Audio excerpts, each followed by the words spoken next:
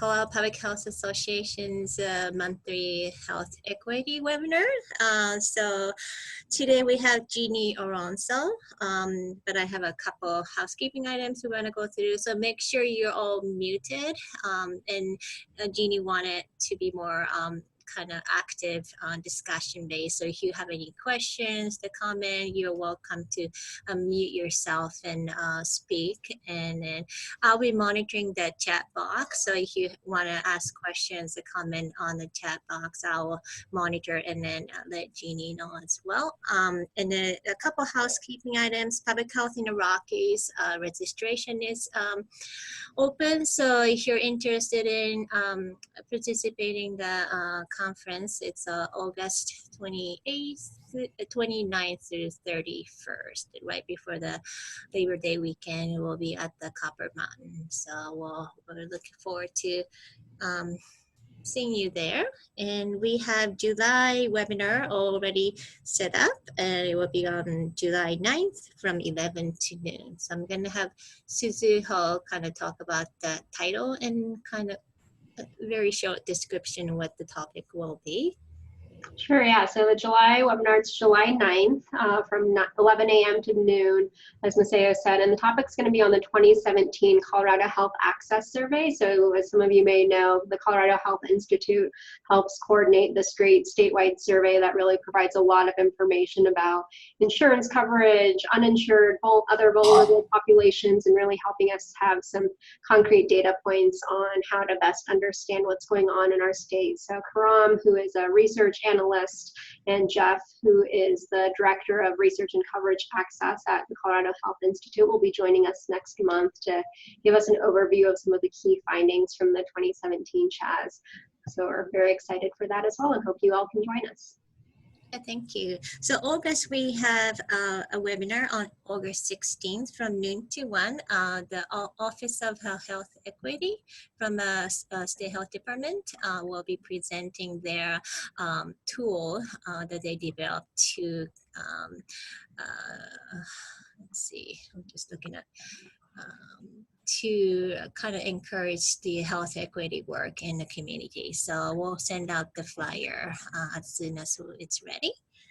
Okay, well, I'm gonna read Jeannie's bio. So Jeannie is a long-time resident of Colorado Springs that has spent the last decade advocating for community. She was recently elected to the Harrison School District's Board of Education and fills the role of board treasurer.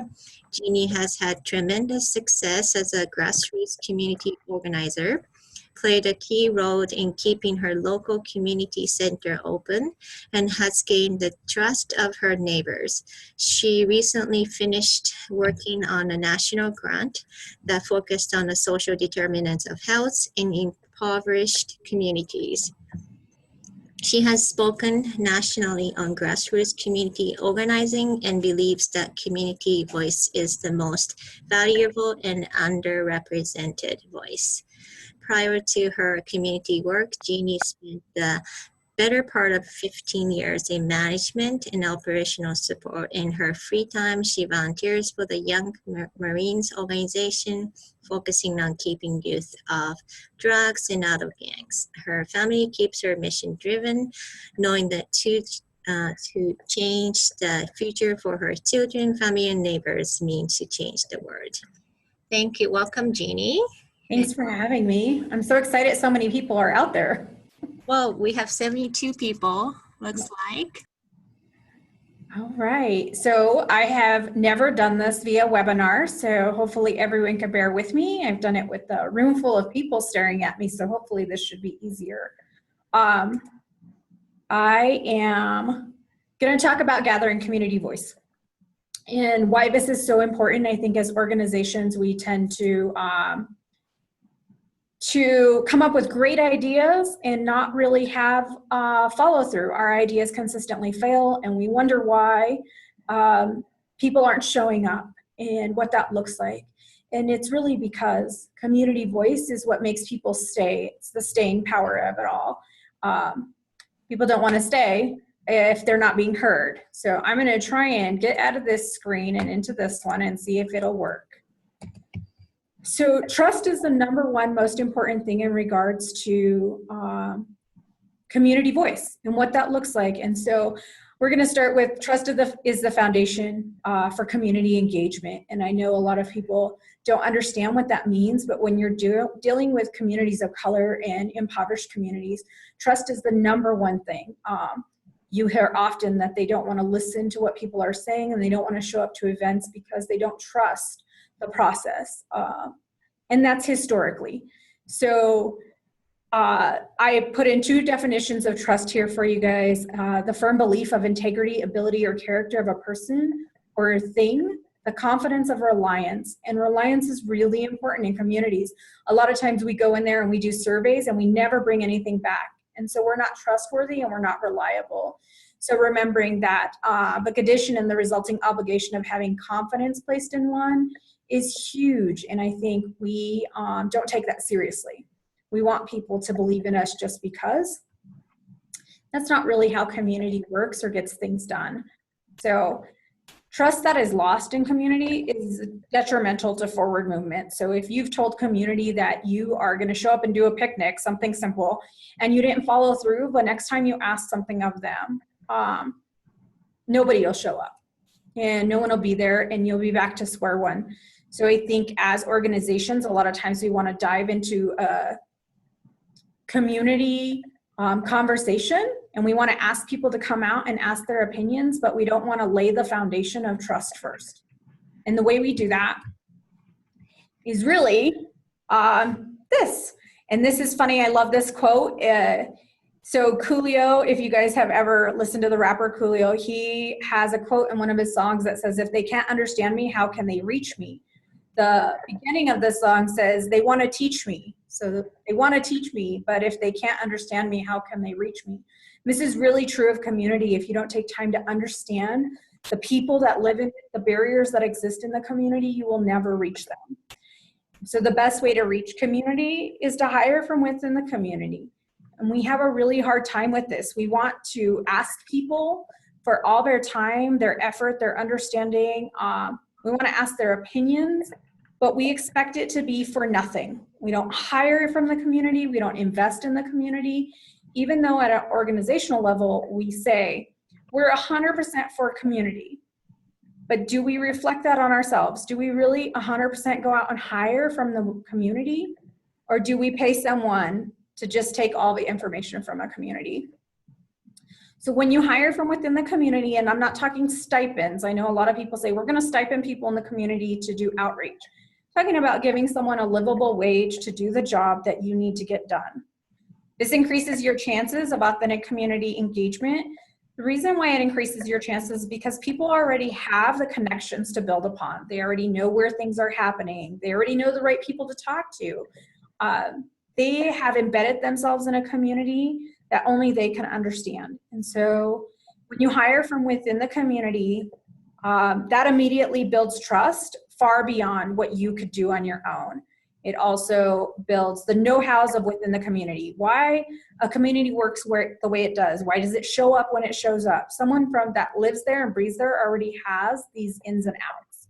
So this is hugely important.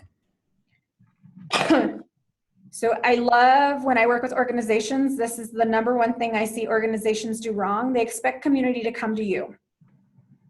And that's not realistic at all. I hear all the time when I'm sitting in meetings with organizations saying, we're gonna have a fair, we're gonna have all these booths out in the community, we're gonna do all these great things, but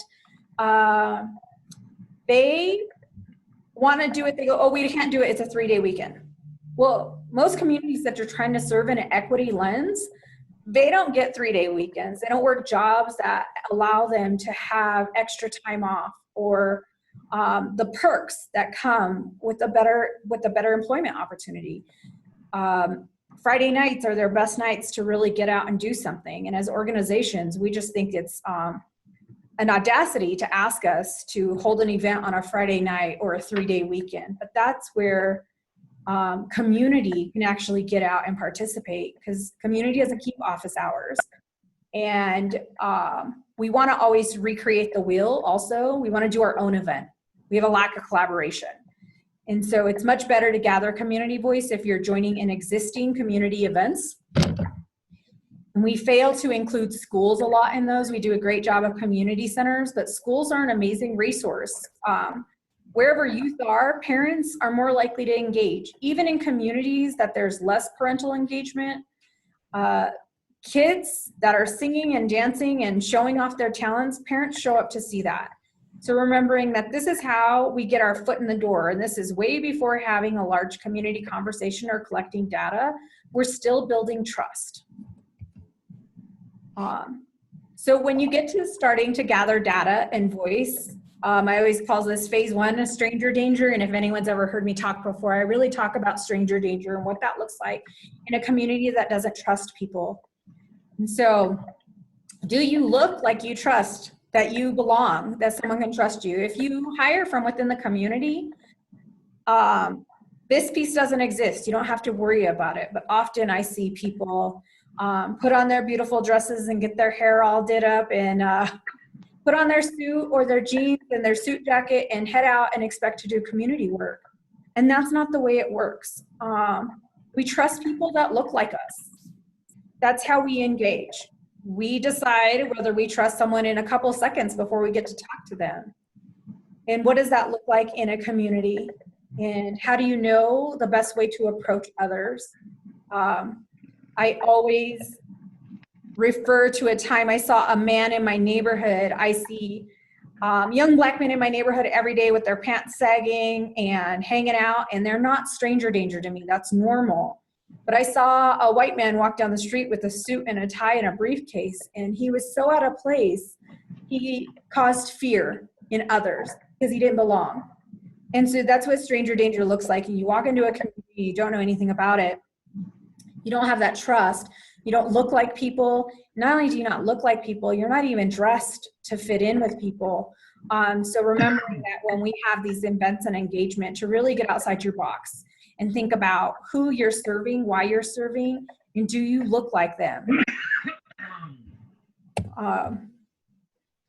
So as you do that, we go to stage 2, really getting into surveys and gathering community voice in an equitable way. So there's all kinds of fun ways to do this. You guys don't need to be taught how to gather information, but when you're doing gathering, when you're doing surveys, sticky boards, all your open-ended questions, really, do you speak the same language as the people that you're trying to gather data from? And this is huge. When I first started this work, a bunch of very brilliant women gave me a list of questions to go out into the community and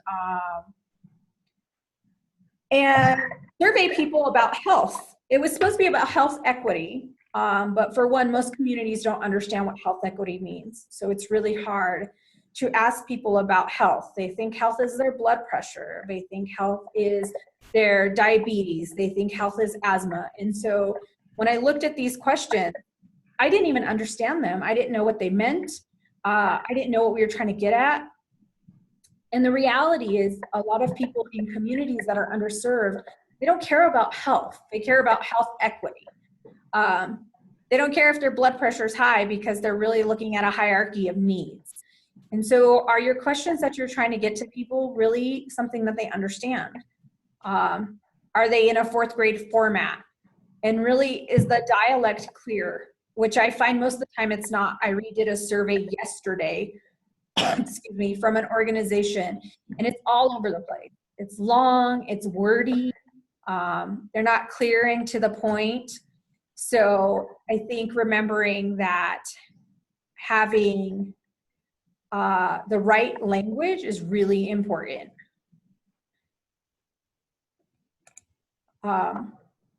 Did someone have a question? Oh, sorry, they're asking me to do a chat. I don't know how to do that. Oh, here we go. This is Suzuho. Yeah, I think that we're getting some background noise. So if you're on the phone, if you can hit *6 to mute yourself, and then if you're on Zoom on the bottom left, if you can hit mute, that would be great. Thank you. Perfect. Sorry about that, guys. I'm in a pretty soundproof room, so I'm hoping it's not coming from me. But that being said, having the correct dialect is really important. People don't understand the words, really, especially if you're coming from an academic background. You're speaking totally different languages. It's just not if your survey's in Spanish or English or Korean. It's about your survey being in a place where people really understand what you're asking. And when you ask, hey, tell me about where you go to the doctor, a lot of times we word that as, where do you seek medical attention? It doesn't need to say that. It just says, where do you go to the doctor? We like to say, what is your normal route to a grocery store? Instead of saying, how do you get to a grocery store? And we get really wordy, and it's just a habit. And it's really important to ask others to reread your surveys or your questionnaires, and are they really getting to the point? Asking someone, if you've hired from the community, to really take the time to dissect a survey that you've come up with and make it more clear, and have better understanding of what the questions are. But speaking the same language as a community is a huge priority, and I think we constantly get it wrong. Even when we put out flyers and invitations, we tend to make them far beyond the understanding of those that we're trying to reach. So after you've done some surveys and you've started to have some conversations with people, and I know this is a long, drawn out process, and we all want quick fixes, but there's really no quick fix to getting really great data from communities that can help move them forward. So you start to have conversations with people and ask them to coffee one-on-one. People love to be invited to go somewhere. But we very rarely do that. We expect them to give them 2 seconds of our time and find out a lot of vague information and move on and think that's enough. But it's not. To sit down and create a relationship, and going back to the trust building, to have coffee with someone really creates that. And we always know that when we gather around food and beverages, that people open up and are more honest in their conversations.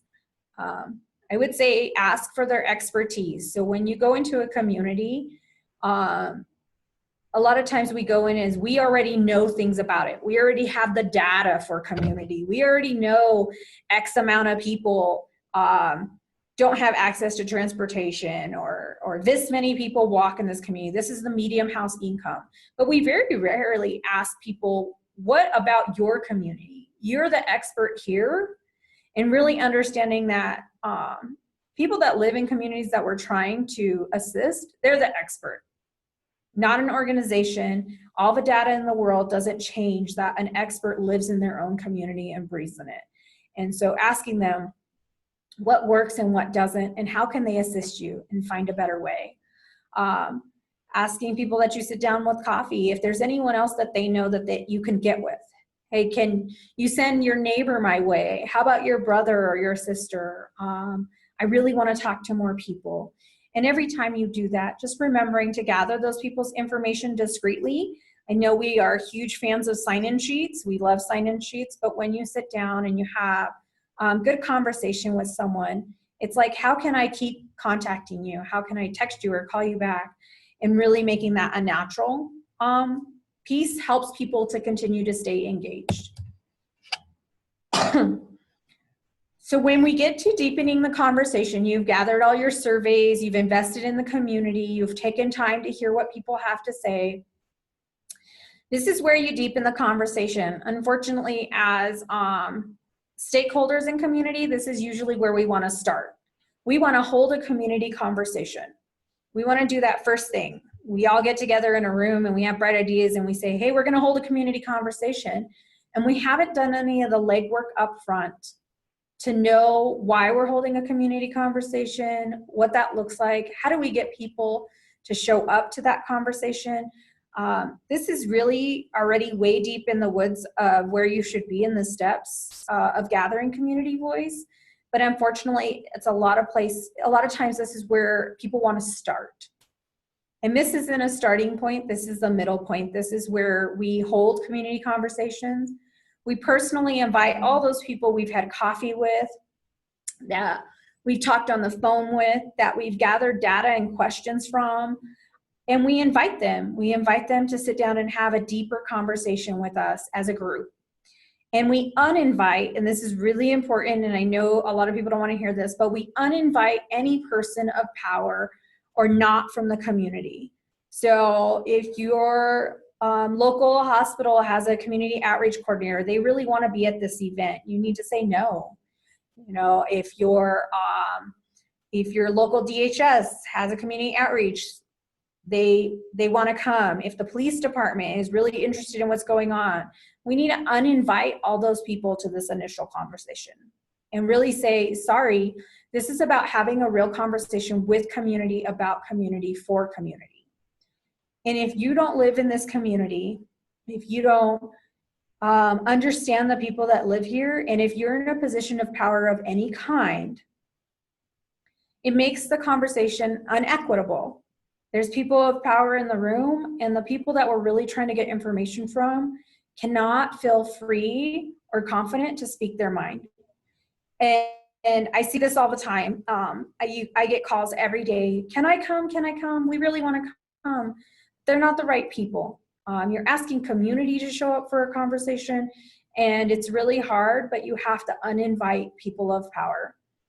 They really hinder the dialogue, and you don't get honest feedback of what's most important to community. I've even heard I won't ask questions, but the answer is in this place, we're gonna say no to inviting people. We always have food, and I say real food because I think people think that fruit trays and veggie trays are food, but they're not. Those are snacks. And so when we ask people to have a deeper conversation, we want to have a table conversation. We want to eat dinner with them. We want to break bread with them. We want to have a real conversation. Don't send a flyer, and I know you guys are saying this, but flyers, sorry, I went to sleep. Give me a second here.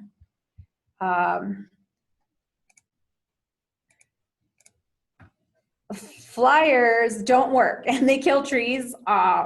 This is why personal invitation is really important, whether it's via email or telephone, because you pick up the phone and you say, hey, don't forget, I'm having an event this week. I sent you an invitation last week. But a flyer is something that you send out to the masses. And when you're having a deepened community conversation, you're looking at having 25 people there to get at some of the core issues in a community. You don't need a flyer for 25 people. You need a phone call or an invitation. When you have all of your people together, you want to say, hey, I've been talking to people in the community. I learned X, Y, and Z. Share what you've learned.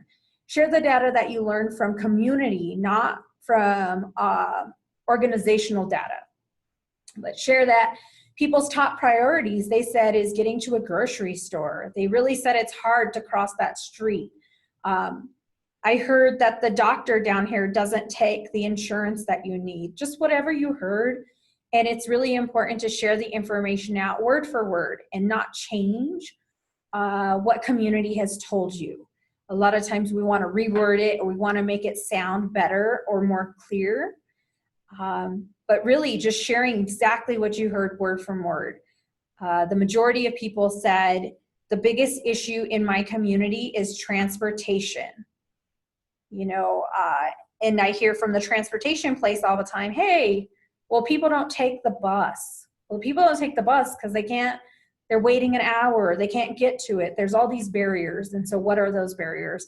And then when you're done with that conversation, you know, ask everyone in the room, what works best for you as a community for us to have the next conversation? What does that look like to have the next community group come out and deepen this conversation even more and invite others and really pull out calendars, ask people what day, what time works best, what's available in 2 months on your calendar. And so you could really plan for the next steps in your conversation.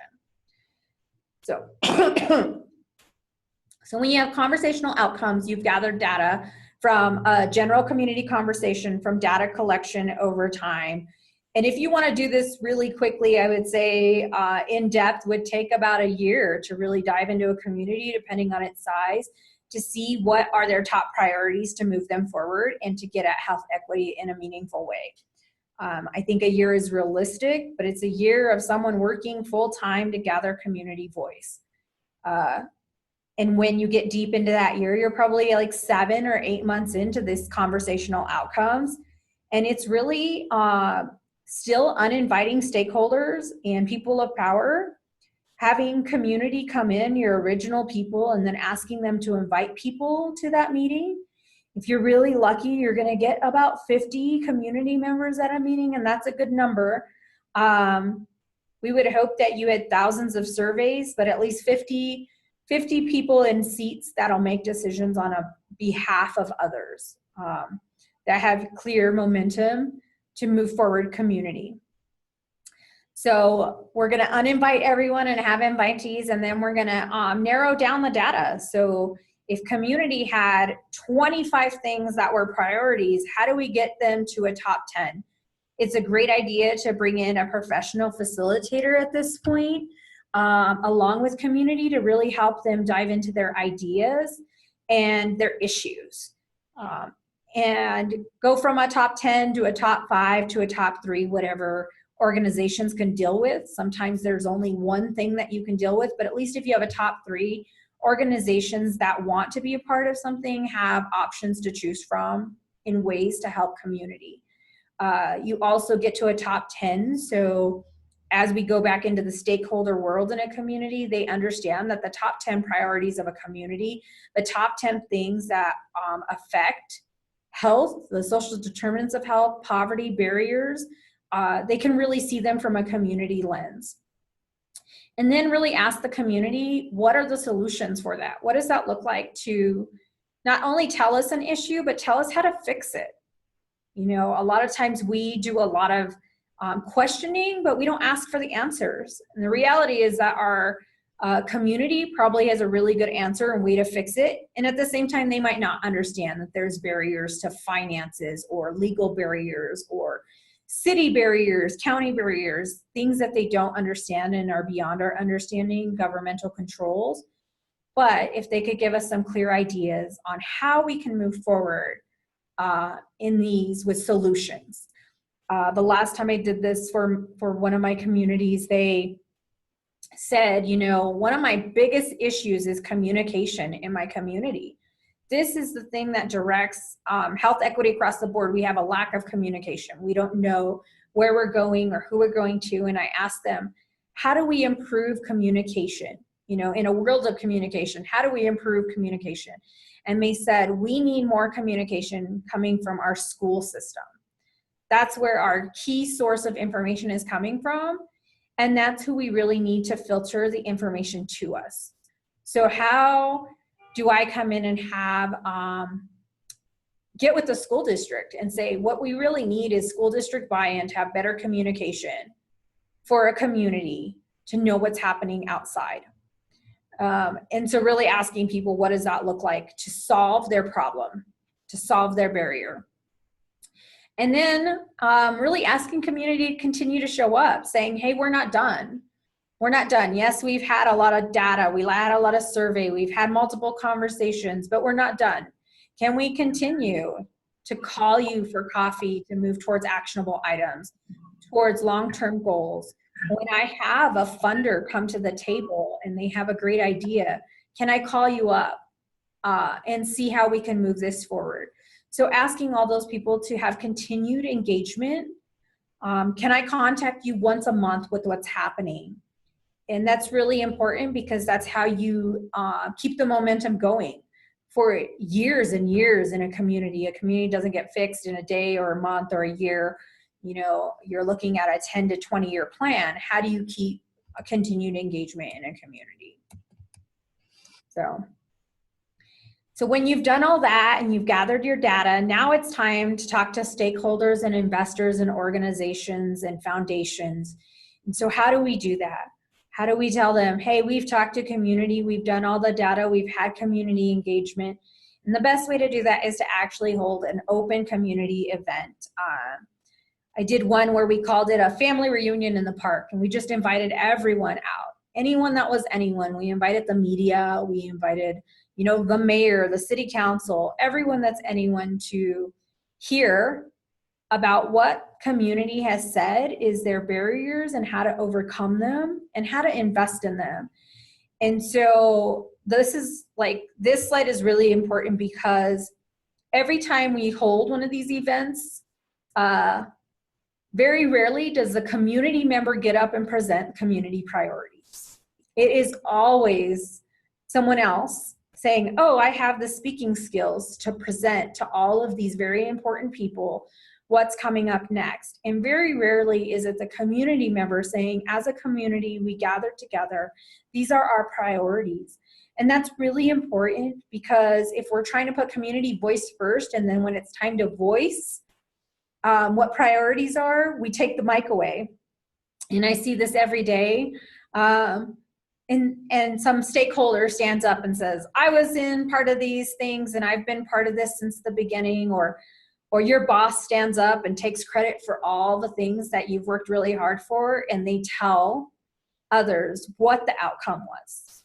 Instead of having community stand up and say, as a community, we've gathered together and these are our outcomes. And that's really important.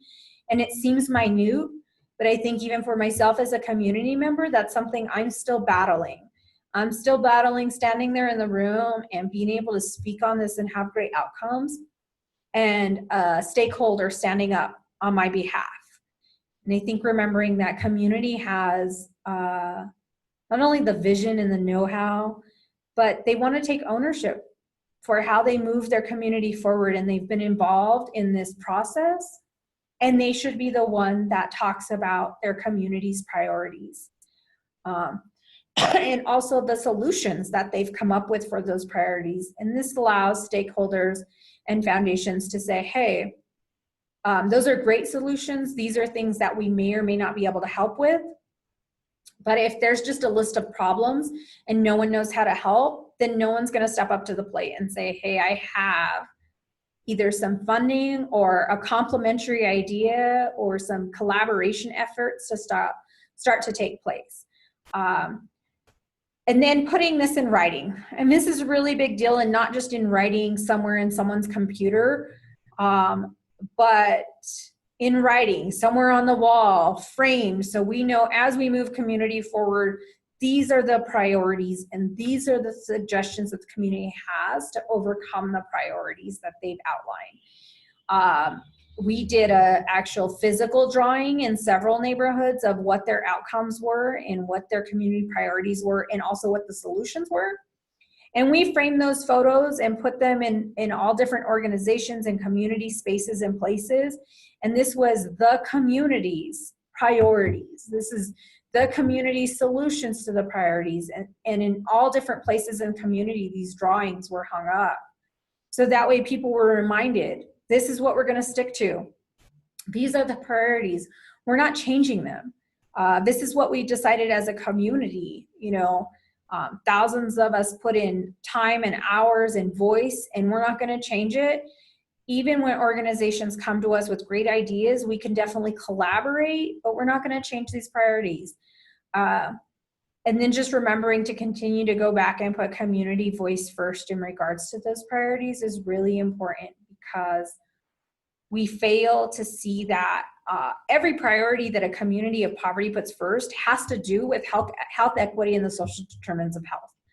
They are all inclusive and they are included with each other. So as organizations, once we have that outline, what does that look like to carry the torch to every time we're in a meeting, to remember that these are the community's priorities, and how do they fit? How do they align with our organization? How do they align with our own mission, our own vision? And how do we get people at the table to remind us that we can have alignment, we can have collaboration, we can really make community voice a priority, but really having someone from community or that was in the room when those decisions were made at the next table is really important. I sat at a very large table in regards to health equity and the social determinants of health one day, and the gentleman said, I think we just need to give community more education. And I hear that very often. And I said, well, when are you going to educate them? And he didn't have an answer because he didn't understand that community worked 2 and 3 jobs that he was dealing in. And I said, well, what are you going to educate them on? He didn't have an answer for that either, because he didn't take time to learn where where community's values lied in education and what they really needed to know and when they needed to know it. So having someone at the table that really understands the barriers of community, the wants and needs of community is really important.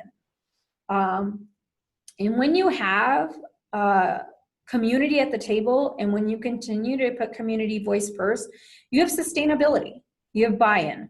And that's the biggest thing we always talk about. How are we going to put dollars into something without sustainability?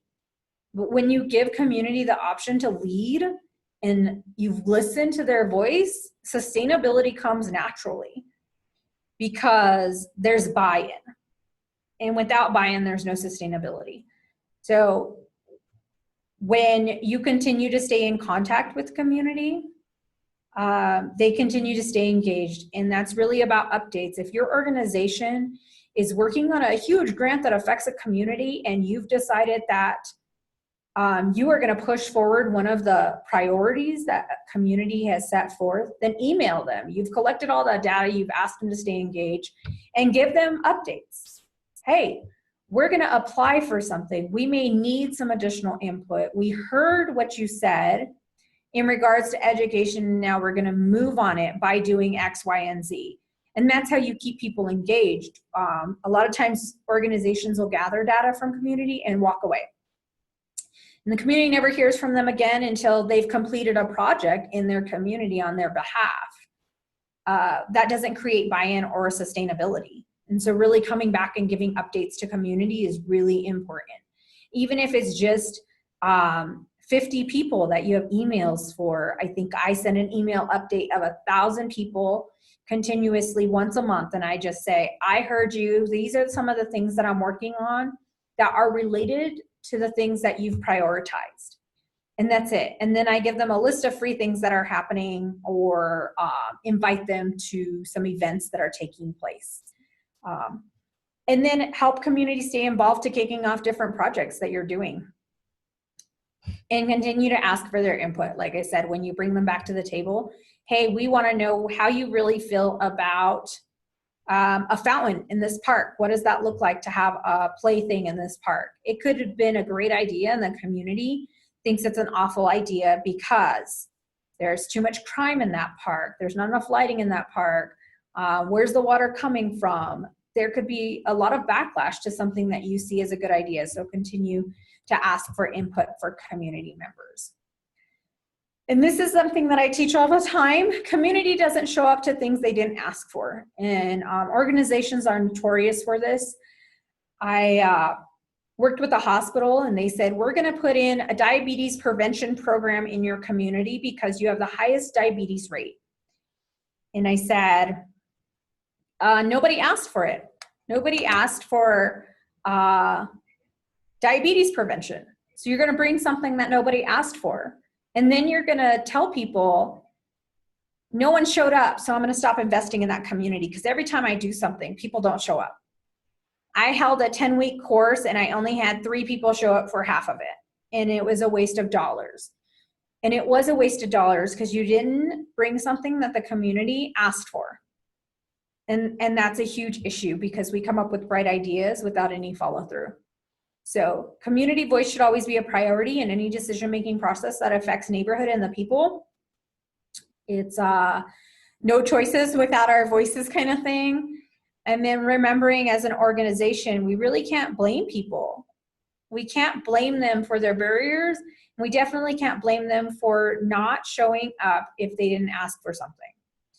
And we do that consistently. We do free flu shots for everybody, but no one wanted a flu shot, or it was in the middle of the day and no one could come to the free flu shot clinic, and we didn't do anything to get engagement to make something sustainable or have people show up. So I am not sure what that was. There we go. Yes, so we could do a copy of all the handout and the presentations. These are just things that I've done myself. Here's my information and I'll make sure I send it out. some of the projects that I've worked on. And so I was one of the original communities and community coordinators for the National Build Health Challenge. And you can look that up at buildhealthchallenge.org and what that looked like. And we had huge success, which I didn't know when I first started, but I understand the magnitude of community engagement years later. And the sustainability, what we did in that Build Health Challenge, employing someone to gather community voice for a year, has created multi-million-dollar investments into a community that are sustainable for many years to come. And we're just starting to have great input and outcomes. The other thing that is huge right now in equity is transforming safety. And I put up that website as well. I've spoken at the Canopy Summit in regards to community engagement. And I always suggest that anyone anywhere should read Bridges Out of Poverty, even if you don't go through the class.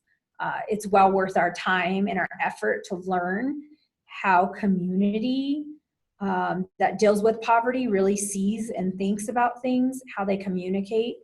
And their communication isn't as effective as we think it should be, but there's plenty of reasons why. So that's what I have. It's 12:40, so I didn't know if anyone had any questions or wanted to ask anything. You can just unmute, I think.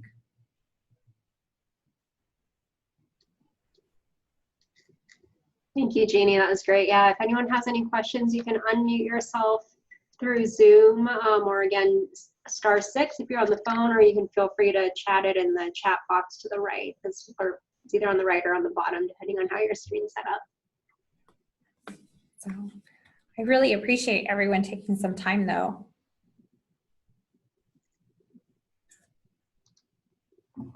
Everyone's ready to go eat lunch now. Anyone have any questions?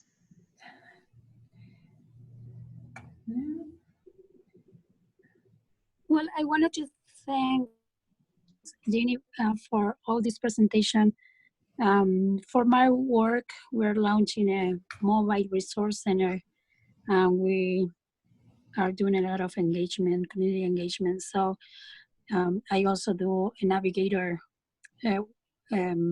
program. So this is exactly what we're trying to just focusing on the residents' needs instead of the organizations around the county's needs, that they have all these programs and services, but the community is not asking for them. So yeah, and you guys are more than welcome to email me if you have specific questions during your journey. And if I could help in any way, I'm more than willing to try. I will definitely do. Thank you. Thank you. Jeannie, there are a couple of questions on the chat. Can you see them, or I can read those to you? Yeah, if you can read them. I was like, I'm trying to figure this whole thing out. So there are two. First question, how do you balance the need for long-term sustained community engagement with position turnover or changing grant funding? That's a great question. So long-term sustainability, a lot of times that comes with collaboration. So when you start a project, always bring someone else that has sustainability in the community in on it. So even if you go away or your funding goes away, you have a partner that has sustainability and they can believe in a project enough to put their next year's funding towards it. And I think we fail to collaborate really well. And collaboration could mean more than one or two organizations at the table. I have a offbeat collaboration right now, and it's actually 6 organizations at the table. So that way sustainability could really happen between 6 funding places, 6 people at the same time, and 6 organizations working well together. Few more questions. Let's see. You mentioned that keeping people engaged requires multiple visits to that community. How does providing a task each time help keep people active? So I think a lot of times we ask people to be active, but we don't give them a way to be active. And people really want something tangible. So whether it's asking them to talk to the 5 people that they live around and ask these questions and get back to you, they really need a task. People need, I want you or need you to show up with me at this event. Are you available? And that's really important, because if we leave something open-ended, a lot of times we lose interest. It's like being invited to a conference and you don't know when it starts or ends.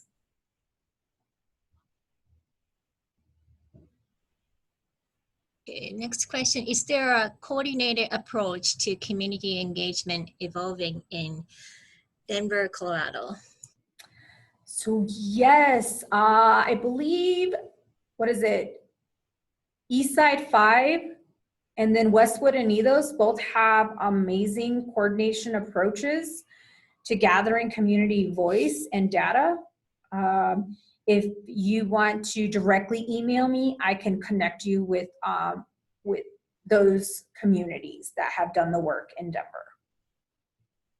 Great. So this presentation will be recorded and it will be posted on our CPHA membership site. And let's see, another question. Jeannie, this is great information. Thank you for sharing it. I'm wondering how you approach projects where you just don't have the kind of time you described is very optimal. There are ways to accomplish at least some positive community engagement in a short period of time. So I would suggest piggybacking on someone else, really. Most communities in need have multiple people working in them. I would say finding an organization that's already been there, whether it's a community center, a really active school, or a church that's doing the work, and just really showing up at something that they already have long-term sustainability around, and asking the hard questions and seeing if you could at least touch base with 5 or 6 people and have some follow through. So you can continue to go back to a small group of people and ask questions to, if you don't have the longevity or an opportunity to hire someone long-term to do the deep dive. So those are the questions on the chat box. Anybody else have a question? Oh, thank you so much, Jeannie. This was very great, a wonderful presentation. I was glad you were able to give us the presentation today. Let's see. So we'll be the next webinar is on July 9th. Colorado Health Institute is talking about the 2017 Colorado Health Access Survey result, and in August we'll be hosting Office of Health Equity. They're talking about their equity tool on August 16th at noon time. So thank you so much. Suzuho, do you have anything else update from CPHA? No other updates. Just another thank you to Jeannie, and thank you for everyone else for joining today. We appreciate it. Thank you. Thanks, everyone. Have a great day. Thanks, you too. Bye, everyone. Bye.